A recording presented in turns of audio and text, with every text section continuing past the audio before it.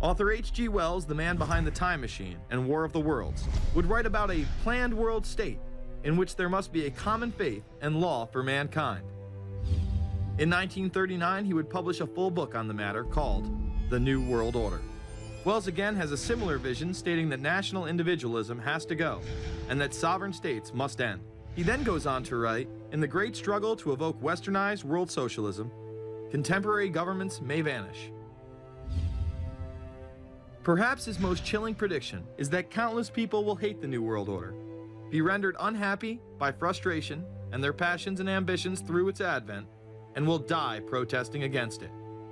Many of them quite gallant and graceful-looking people. Collectivism is that concept where individuals are considered to be discardable, and that the group is more important, and that the ultimate group, of course, is the state. And so it boils down eventually to the fact that the state is the all-important unit of society, and citizens exist only to serve the state.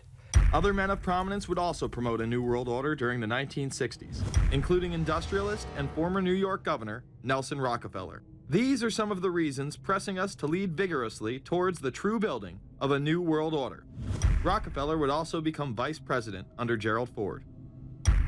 Religious leader Pope Paul VI, delegates to international organizations, public officials, gentlemen of the press, teachers and educators, all of you must realize that you have your part to play in the construction of a New World Order. As well as former President Richard Nixon. And the hope that each of us has to build a new world order. However, Nixon was largely a mouthpiece for his most dominant advisor, Secretary of State Henry Kissinger. Kissinger may be the most vocal proponent for a New World Order of his era. He has called for it time and time again, in policy papers, meetings, and interviews. Time magazine recognized both Nixon and Kissinger as Men of the Year after announcing their New World Order in China. However, they were working on it long before. In these once classified documents, they both discussed the New Order with the President of Indonesia. Mainstream media was even critical of Kissinger's vision in the early 70s. In ragged, spasmodic fashion, a New World Order is coming into being, but it looks less and less like the world order that Mr. Kissinger had constructed in his own mind. Kissinger's New World Order would fall under the radar for some time. However, it saw a vast revival during the first Bush administration. Here is Brent Scowcroft, former vice chairman of Kissinger Associates and former national security advisor under both Ford and Bush Sr., as he discusses the New World Order.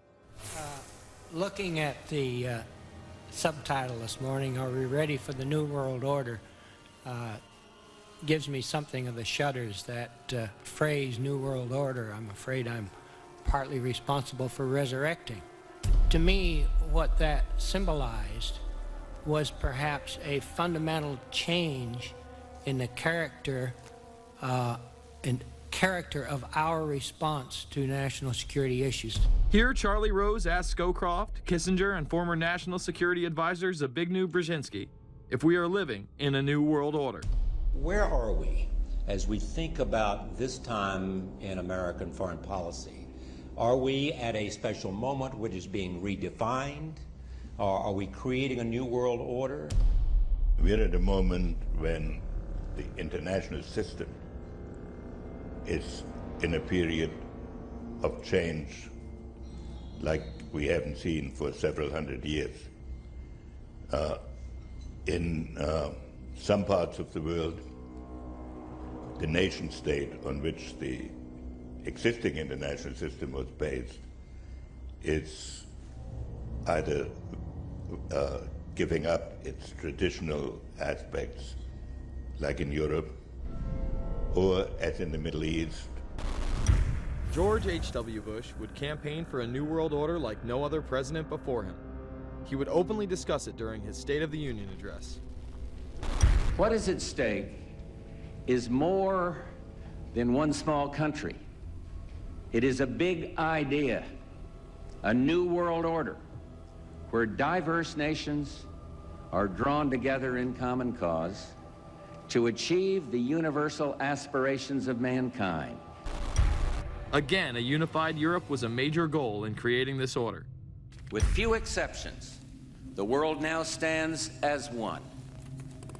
A year and a half ago, in Germany, I said that our goal was a Europe whole and free. Tonight, Germany is united. Europe has become whole and free. The world can therefore seize this opportunity to fulfill the long-held promise of a new world order. We can find meaning and reward by serving some higher purpose than ourselves, a shining purpose, the illumination of 1,000 points of light. Bush Sr. and his administration would tour and promote this agenda across the board at any given opportunity. The President has spoken often of a new world order. And we have an unprecedented opportunity to build a new era of peace and prosperity here and abroad, to build a new world order. It's my understanding, I think that the President, and I don't know the context of how it came up in his speech last night in New York, said that China must be a part of the new world order. Guess I would like to ask you how you envision China fitting into the new world order. It is a country that we are going to have relationships with by virtue of its geopolitical importance. American officials say breaking down regional and national barriers to the flow of goods and services would represent a spectacular benefit to economies around the world. We are building a new world order. Bush would actually make a commencement address at Maxwell Air Force Base declaring the birth of this order. And that's why I wanted to speak to you today about the new world taking shape around us, about the prospects for a new world order now within our reach. In the coming weeks, I'll be talking in some detail about the possibility of a new world order emerging after the Cold War. But today, I want to discuss another aspect of that order. You see, as the Cold War drew to an end, we saw the possibilities of a new order in which nations work together.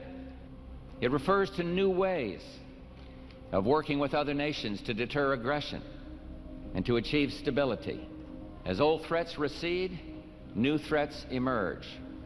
The quest for the new world order is in part a challenge to keep the dangers of disorder at bay. We must build on the successes of Desert Storm to give new shape and momentum to this new world order.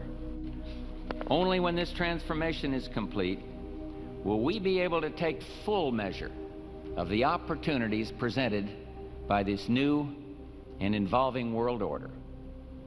The new world order really is a tool for addressing a new world of possibilities. This order gains its mission and shape not just from shared interests, but from shared ideals. After the Gulf War had ended, Bush was so obsessed with the idea of a new world order that he had a series of Glocks imprinted with the term that he would give to members of his administration, including Colin Powell, Brent Scowcroft, Dick Cheney, and General Norman Schwarzkopf. Cheney would even approve policy papers regarding the New World Order. Defense Secretary Dick Cheney has approved a revised draft of a policy document on the New World Order. The Pentagon is backing off a controversial earlier draft and has abandoned a one superpower strategy. The final document puts more emphasis on international alliances and organizations. This would become an unprecedented time period for people all over the globe to discuss at length what the New World Order meant to them. People within the media. Does anybody want to talk about the New World Order? Is there a New World Order out there, or is this a vision that exists in the... He does have his vision, there's no doubt about that. But does that exist in the President's mind, or does it exist out there in reality? This President sees this episode as the first test case, as the first example for the New World Order he is trying to organize. Some people have called it the New World Disorder, and there's a lot of truth to that.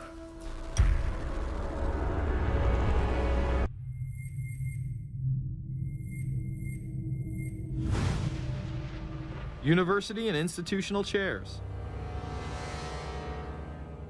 I mean, we're talking a New World Order at Georgetown.